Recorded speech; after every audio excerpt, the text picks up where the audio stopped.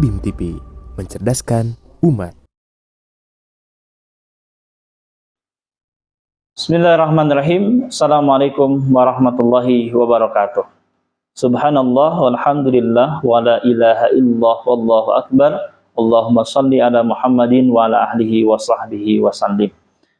Pemirsa, sahabat Habim TV yang dirahmati Allah, kembali berjumpa dengan kami di channel Habim TV, media yang senantiasa berusaha untuk mencerdaskan umat, berbasis tauhid, mengikuti sunnah Rasul dalam rangka untuk mewujudkan rahmatan lil alamin. Pemirsa, sahabat Habim TV yang dirahmati Allah, di bulan ini banyak syiar agama Islam gitu ya, yang erat kaitannya dengan ajaran-ajaran Nabi Ibrahim alaihissalam atau milah Nabi Ibrahim alaihissalam, baik itu ibadah haji maupun kurban. Kita pahami ibadah haji dan kurban ini menjadi bagian dari perjalanan Nabi Ibrahim alaihissalam. Ketika berbicara tentang milah Ibrahim alaihissalam, milah Nabi Ibrahim alaihissalam, ini ada pemahaman yang keliru, menyimpang, yang berkembang di kalangan pluralis dan liberalis ketika memahami milah Ibrahim, yang kemudian mereka menganggap bahwa milah Ibrahim itu kemudian terwujud dalam yang disebut dengan istilah Abrahamic religion. Mereka memahami bahwa Abrahamic religion itu adalah bagian dari perwujudan dari milah Ibrahim. Yang namanya Abrahamic religion adalah, mereka memahami Abrahamic religion itu adalah 3 agama, yakni agama Islam, agama Yahudi, dan agama Nasrani. Mereka memahami bahwa itu semua adalah agamanya Nabi Ibrahim. Artinya Nabi Ibrahim itu adalah bapak dari 3 agama itu. Sebagaimana salah satunya disampaikan oleh tokoh Islam liberal, yakni Ulil Absar Al-Abdallah, dalam sebuah tulisannya, dalam sebuah artikel yang kemudian dimuat dengan judul Makna Haji, Belajar Toleransi dan Hargai Masa Lalu. Dalam tulisan yang berjudul Makna Haji, Belajar Toleransi dan Hargai Masa Lampau, Ulil menyampaikan bahwa Nabi Ibrahim itu adalah bapa dari 3 agama monoteisme yang terbesar, yakni agama Islam, agama Yahudi, dan agama Nasrani. Ulil memahami seperti itu. Yang tentu ini adalah pemahaman yang sangat umum di kalangan Islam liberal. Nah, dan juga bahkan Ulil menyampaikan bahwa ketika melakukan haji, maka seharusnya umat Islam itu mengingat terhadap adanya kesamaan nenek moyang, gitu ya. Jadi dengan ibadah haji itu, dia menyampaikan bahwa semestinya dengan adanya ibadah haji itu, umat Islam, Yahudi, dan Kristen sadar bahwa mereka memiliki nenek moyang teologis yang sama, gitu ya. Sehingga akhirnya umat Islam ini harus mengulurkan tangan untuk terus berdialog dengan Yahudi dan Nasrani atau Kristen. Nah, itu yang disampaikan oleh Ulil. Nah, ini tentu sesuatu pemahaman yang keliru ketika memahami bahwa milah Ibrahim itu kemudian sama dengan Abrahamic religion yang kemudian dipahami sebagai Yahudi, Nasrani, dan termasuk Islam. Tidak ada yang menyamakan antara Islam, Yahudi, dan Nasrani karena yang disebut kemudian tadi monoteisme, yang kemudian dianggap seolah-olah monoteisme itu sama-sama dengan tauhid. Ini adalah sesuatu yang salah besar. Ya, bahkan Allah menggambarkan kepada kita tentang bedanya antara orang-orang Yahudi, Nasrani, dan juga Islam. Bahkan orang-orang Yahudi dan Nasrani pun tidak pernah merasa sama dengan kita umat Islam. Sebagaimana Allah gambarkan dalam surat Al-Baqarah ayat 120. A'udzubillahi minasyaitonirrajim, wa lan tarda ankal yahudu wa lan nasara hatta tattabi'a millatahum. Orang-orang Yahudi itu tidak pernah ridha. Yahudi dan Nasrani tidak akan pernah ridha. Wa lan tarda ankal yahudu wa lan nasara hatta tattabi'a millatahum. Sehingga kita umat Islam mengikuti milah mereka. Artinya mereka, orang-orang Yahudi, memahami bahwa kita umat Islam itu memiliki milah yang berbeda dengan mereka, gitu ya. Jadi sungguh ironi, aneh ketika justru umat Islam kemudian menganggap memiliki milah yang sama, ajaran yang sama dengan orang-orang Yahudi dan Nasrani. Orang-orang Yahudi dan Nasrani saja menganggap berbeda, sehingga dia tidak pernah ridho kepada umat Islam, gitu ya. Sehingga umat Islam mengikuti milah mereka, ajaran mereka, kebiasaan mereka, gitu kan ya. Sahabat Habib TV yang dirahmati Allah. Sehingga dalam surat Al-Baqarah ini Allah kemudian memberikan gambaran kepada kita tentang bagaimana milah Nabi Ibrahim alaihissalam itu. Yang kemudian Allah memulai setelah tadi di dalam surat Al-Baqarah ayat 120 mengungkap tentang bahwa hakikatnya ada perbedaan yang sangat mendasar antara Yahudi dan Nasrani, sehingga menyebabkan tidak akan pernah ridho orang Yahudi dan Nasrani terhadap umat Islam, sehingga umat Islam mengikuti milah mereka. Yang hakikatnya memang kenapa terjadinya penyimpangan di kalangan Yahudi dan Nasrani? Karena mereka telah menyimpang dari ayat-ayat Allah, petunjuk-petunjuk Allah yang Allah turunkan melalui kitab-kitabnya. Dalam surat Al-Baqarah ayat 121 ini Allah sampaikan, alladzina atainahumul kitab yatlunahu haqqa tilawati ulaika yu'minuna bih wa may yakfur bihi fa ulaika humul khasirun. Kenapa orang-orang Yahudi dan Nasrani kemudian melakukan terjadinya penyimpangan, menyimpang dari milah Nabi Ibrahim? Ya, karena mereka menyimpang dari kitab-kitab Allah. Mereka tidak membaca kitab-kitab Allah dengan sebenar-benarnya membaca. Tidak haqqa tilawati. Kalau haqqa tilawati, kalau orang-orang Yahudi betul-betul, orang-orang Yahudi dan Nasrani betul-betul membaca kitab-kitabnya dengan benar, dengan haqqa tilawati, maka tentu saja akan sesuai dengan apa yang telah diajarkan oleh Nabi Ibrahim, yakni tauhid. Mereka itu akan bertauhid. Tapi ketika tidak haqqa tilawati, maka akan terjebak ke dalam kekafiran. Ketika haqqa tilawati, maka dia akan beriman, mereka akan beriman. Tapi ketika tidak haqqa tilawati, maka dia akan terjebak dalam kekafiran, kemusyrikan, menyimpang dari ketauhidan. Sahabat Habib TV yang dirahmati Allah, dan apa yang kemudian menjadi yang harus kita pahami terkait dengan milah Ibrahim alaihissalam ini, milah Nabi Ibrahim alaihissalam ini. Walaupun Allah mempertegas terkait dengan milah Nabi Ibrahim itu dalam surat Al-Baqarah ayat 135. Dalam surat Al-Baqarah ayat 135-nya Allah kemudian mempertegas bahwa milah Nabi Ibrahim itu seperti apa. Allah sampaikan, a'udzubillahi minasyaitonirrajim, wa qalu kunu hudan aw nasara tahtadu. Ketika orang-orang Yahudi itu mengatakan bahwa mereka orang-orang Yahudi dan Nasrani yang mendapatkan petunjuk. Mereka berkata, jadilah kamu pengikut penganut Yahudi dan Nasrani yang mendapatkan petunjuk. Mereka mengira, mereka menganggap bahwa mereka orang-orang Yahudi dan Nasrani lah yang kemudian mendapatkan petunjuk yang mengikuti milah Ibrahim. Tapi dibantah langsung oleh Allah melalui Rasulullah SAW. Kul bal millata Ibrahima hanifa wa ma kana minal musyrikin. Ya, tidak, Tetapi kami mengikuti agama Ibrahim, milah Ibrahim yang lurus, yang hanif, dan dia tidak masuk ke dalam golongan orang-orang yang mempersekutukan Allah, tidak termasuk orang-orang yang musyrik. Itulah milah Ibrahim.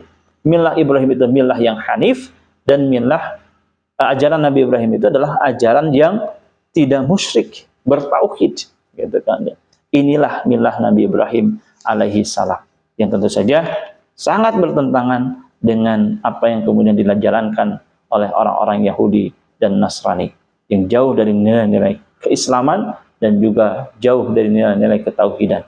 Sahabat Habib TV yang dirahmati Allah, berikutnya perlu kita memahami, Allah menggambarkan kepada kita ketika Allah membicarakan tentang milah Nabi Ibrahim, Allah mengawali dari ayat 124 surat Al-Baqarah ayat 124, ketika Allah menyampaikan bahwa Nabi Ibrahim adalah orang yang memiliki kemampuan untuk menjalankan setiap tugas-tugas, perintah-perintah yang Allah berikan sebagai ujian kepada Nabi Ibrahim alaihissalam. A'udzubillahi minasyaitonirrajim. Wa idh ibtala Ibrahim rabbuhu bikalimatin fatammahunna. Dan ketika Nabi Ibrahim itu diuji oleh Allah bikalimatin, dengan kalimat, dengan berbagai kalimat-kalimat perintah yang Allah tetapkan kepada Nabi Ibrahim, dan Nabi Ibrahim itu mampu menyempurnakan setiap perintah-perintah yang telah Allah tetapkan kepada beliau. Ini adalah milah Nabi Ibrahim. Ajaran Nabi Ibrahim adalah yang senantiasa komitmen terhadap perintah-perintah Allah, yang memiliki kemaksimalan di dalam menjalankan perintah-perintah Allah, menyempurnakan setiap perintah-perintah dari Allah. Sehingga akhirnya dengan keutamaan itulah Allah kemudian menjadikan Nabi Ibrahim sebagai imam bagi umat manusia. Qala inni ja'iluka lin-nasi imama. Allah berkata, inni ja'iluka lin-nasi imama. Sungguhnya aku menjadikan engkau sebagai pemimpin di tengah-tengah manusia. Artinya kita atau Nabi Ibrahim itu harus dijadikan ataupun mampu atau bisa kemudian dijadikan rujukan, panutan, qudwah, uswah, sebagaimana juga yang telah Allah tetapkan dalam ayat yang lain dalam surat Al-Mumtahanah ayat keempat. Allah menyampaikan bahwa Nabi Ibrahim adalah uswah hasanah bagi kita, sebagaimana Allah menyampaikan kepada kita di samping Nabi Ibrahim juga Nabi Muhammad SAW sebagai uswah hasanah bagi kita dalam surat Al-Ahzab ayat ke-21. Sahabat Nabi TV yang dirahmati Allah. Dan Nabi Ibrahim ini adalah ketika beliau mampu tadi menjalankan milahnya adalah taslim, gitu ya, berserah, mampu menyempurnakan perintah-perintah Allah dengan dasar ketaslimannya. Ya. Kenapa Nabi Ibrahim kemudian beliau itu betul-betul mampu menyempurnakan setiap amanah, setiap tugas tanggung jawab, setiap perintah-perintah Allah yang diamanahkan kepada Nabi Ibrahim, yang ditetapkan kepada Nabi Ibrahim? Allah menyampaikan dalam surat Al-Hajj surat ke-22 ayat 78. Dasar Nabi Ibrahim itu kemudian mampu menyempurnakan setiap perintah-perintah Allah. Di dalam surat Al-Hajj ayat 78, Allah menggambarkan di sini, a'udzubillahi minasyaitonirrajim, wajahidu fillahi haqqa jihadi wajtabakum wa ma ja'ala 'alaikum fid-din min haraj millata abikum Ibrahim huwa sammakumul muslimin. Al-ayah. Artinya, ketasliman, kesiapan Nabi Ibrahim menjalankan setiap perintah sehingga dia mampu menyempurnakan setiap perintah-perintah Allah dengan benar, gitu ya, dengan maksimal, gitu ya. Baik perintah untuk kemudian meninggalkan istrinya di lembah Bakah dengan anaknya, baik perintah untuk menyembelih anaknya. Beliau mampu tunaikan setiap perintah-perintah Allah itu dengan kesungguh-sungguhan, dengan dasar mujahadah, kesungguh-sungguhan menjalankan perintah Allah dengan hak jihadihnya. Kenapa? Karena Nabi Ibrahim betul-betul menyadari wajtabakum, bahwa Nabi Ibrahim adalah orang yang dipilih oleh Allah, terpilih oleh Allah untuk kemudian menjalankan berbagai perintah-perintah itu, menjalankan amanah-amanah itu, menjalankan tugas tanggung jawab itu. Sehingga akhirnya wa ma ja'ala 'alaikum bid-din min haraj. Nabi Ibrahim tidak merasakan kesukaran, tidak merasakan kesulitan, sehingga mampu menyempurnakan setiap perintah-perintah Allah. Tidak ada haraj, karena merasa bahwa ini adalah pilihan, keterpilihan Allah. Perintah-perintah ini adalah wujud dari keterpilihan Allah. Amanah-amanah yang didapatkan oleh Nabi Ibrahim ini adalah keterpilihan dari Allah, sehingga tidak ada haraj dalam Nabi Ibrahim. Ya. Sahabat Nabi TV yang dirahmati Allah, hingga inilah yang kemudian akan mendasari kita sebagai seorang muslim menjalankan keislaman dengan tanpa adanya haraj, ketasliman dengan sepenuhnya ketika kita sadar bahwa kita menyadari bahwa kita dipilih, jadi sebagai manusia terpilih, ya, sebagai manusia saja kita terpilih, jadi kita dipilih oleh Allah menjadi manusia. Di samping itu juga kita dipilih di antara manusia itu, kita dipilih sebagai seorang muslim. Inilah satu yang berharga. Keislaman, kemusliman itu adalah sebagai satu hal yang berharga bagi kita, sehingga kita kemudian menjalankan keislaman itu tidak ada haraj, menjalankan berbagai ketetapan syariah Islam itu tidak ada haraj, karena merasa bahwa ini adalah keterpilihan Allah. Allah memilih sebagai seorang muslim sehingga kita mampu menjalankan keislaman. Itu pertama. Ajaran Nabi Ibrahim adalah ketasliman, ketundukan, kepatuhan, sehingga mampu menyempurnakan berbagai perintah-perintah Allah dengan sempurna, dengan dasar ketundukan, ketasliman, dan tidak ada haraj bagi Nabi Ibrahim dalam menjalankannya.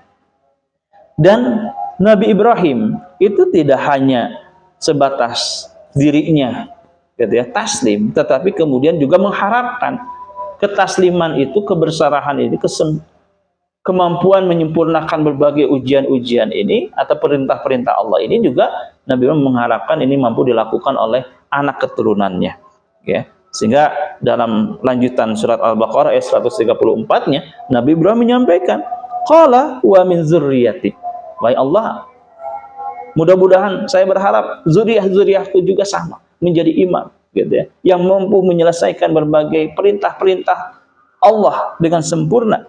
Maka Allah menyampaikan, qala la yanalu ahdi zalimin. Janji Allah ini tidak akan berlaku bagi orang-orang yang zalim ketika zuriyah-zuriyahnya itu menyimpang, sebagaimana tadi Yahudi dan Nasrani. Kita pahami Yahudi secara genetiknya, secara keturunannya adalah keturunan Bani Yakub, itu adalah keturunan Nabi Ibrahim, tetapi mereka menyimpang, maka tidak berlaku janji Allah ini kepada mereka. Mereka tidak termasuk imam, tidak termasuk orang yang harus diikuti oleh kita ajaran-ajarannya, gitu ya. Mereka tidak termasuk orang-orang yang berada dalam petunjuk tadi, disangkal oleh Allah, gitu ya. Sehingga pelajarannya bagi kita adalah bagaimana kemudian kita juga harus punya keinginan, punya harapan. Nabi Ibrahim itu ajarannya adalah beliau itu bukan hanya menginginkan ataupun bukan hanya dirinya yang selamat, tapi juga punya keinginan kuat untuk kemudian anak keturunannya pun menjalankan nilai-nilai ketauhidan, ketasliman dalam hidup dan kehidupannya. Ini tergambar di dalam surat Al-Baqarah ayat 132-nya.